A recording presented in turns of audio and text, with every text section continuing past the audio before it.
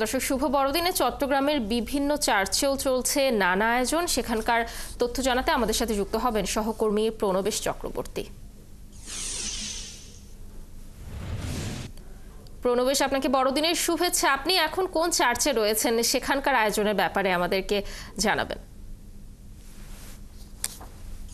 আমি আছি চট্টগ্রামের পাথরঘাটার ঐতিহ্যবাহী জপমালার রানী গির্জায়। এটি একটি ঐতিহ্যবাহী গির্জা, প্রায় 500 বছরের পুরনো এই গির্জাটি। এটি পর্তুগিজরাই প্রথম তৈরি করেছিলেন। যেহেতু চট্টগ্রাম একটি বন্দর শহর, চট্টগ্রাম বন্দর হওয়ার কারণে এখানে পর্তুগিজ, ওলন্দাজ, ডাচ তারা প্রত্যেকেই চট্টগ্রাম বন্দর দিয়ে চট্টগ্রামে এসেছেন এবং সেই সময় 1518 সালের দিকে প্রথম পর্তুগিজরা চট্টগ্রামে আসেন।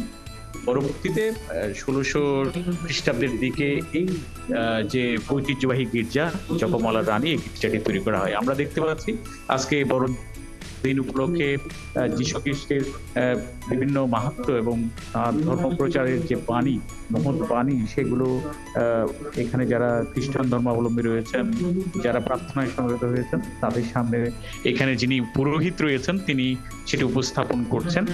সকাল থেকে 8:30টার দিকে প্রার্থনা শুরু হয়, প্রার্থনার সঙ্গীতের মধ্য দিয়ে আয়োজন হয়। পরবর্তীতে চট্টগ্রামের বিভিন্ন প্রান্ত থেকে এখানে খ্রিস্টান ধর্মাবলম্বীরা একত্রিত হয়েছেন। এখন প্রার্থনা চলবে। আবার চট্টগ্রামে প্রত্যেকটা ঘরে ঘরে খ্রিস্টান ধর্মাবলম্বী ঘরে ঘরে বিশেষ আয়োজন রয়েছে, পিঠাপুলির আয়োজন। প্রত্যেকের বাসায় যাবেন, সবাইকে বড়দিনের শুভেচ্ছা জানাচ্ছেন। সান্তা ক্লজের যে গিফট, সেই গিফটের জন্য শিশু কিশোররা মুখিয়ে থাকে সকাল থেকেই। অনেকে সান্তা ক্লজের গিফট পাচ্ছেন।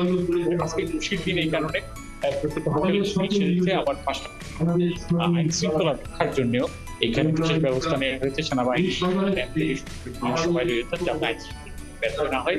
আজকে সারাদিন বিভিন্ন আয়োজনের মধ্য দিয়ে এই বড়দিন চট্টগ্রামে পালিত হবে সারা দেশে। এটি ছিল বড়দিন নিয়ে চট্টগ্রাম থেকে সর্বশেষ।